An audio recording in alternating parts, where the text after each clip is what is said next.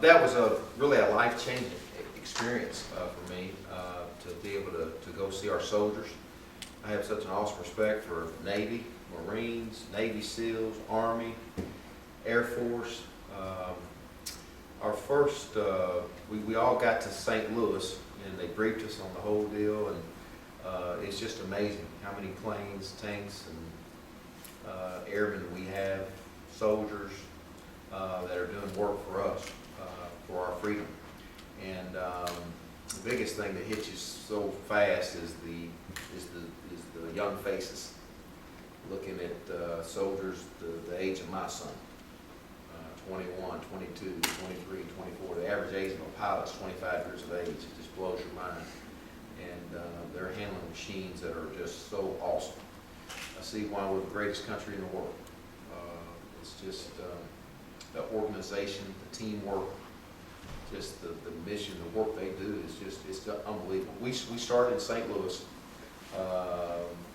and when they briefed us and showed us the big screen of all the planes going here and things, people, the organization, that was unbelievable.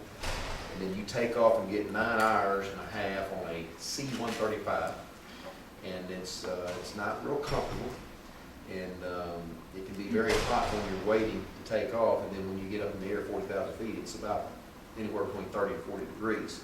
So you got to bundle up. And it was a cargo plane that we were on.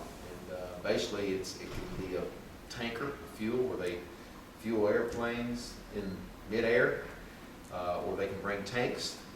It's a carrier. Irrigation pipes, we had pipes on when we were going over.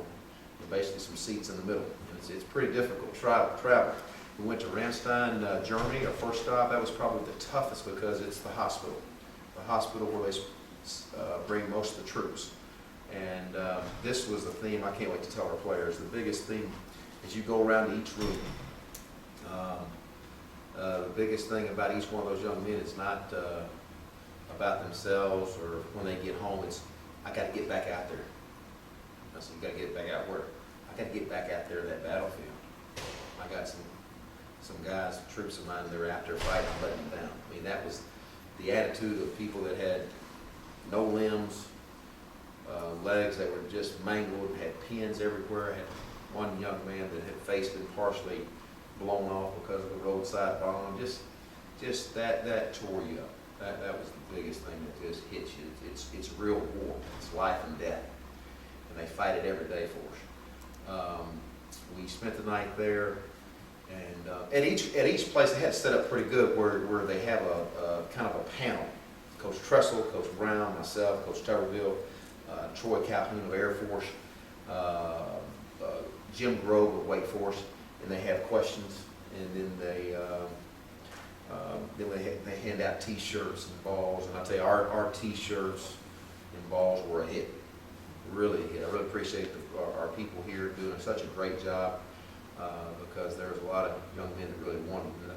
The other thing that stood out is they keep up with football.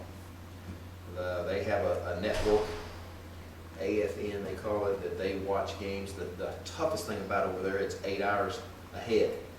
And so therefore they're waking up at 2:30, 3 o'clock in the morning to watch a ball game. But they are watching. When you walk in, they're hollering out teams. Yay Ole Miss, yay Texas, Ohio State, Wake Forest. They keep up with football.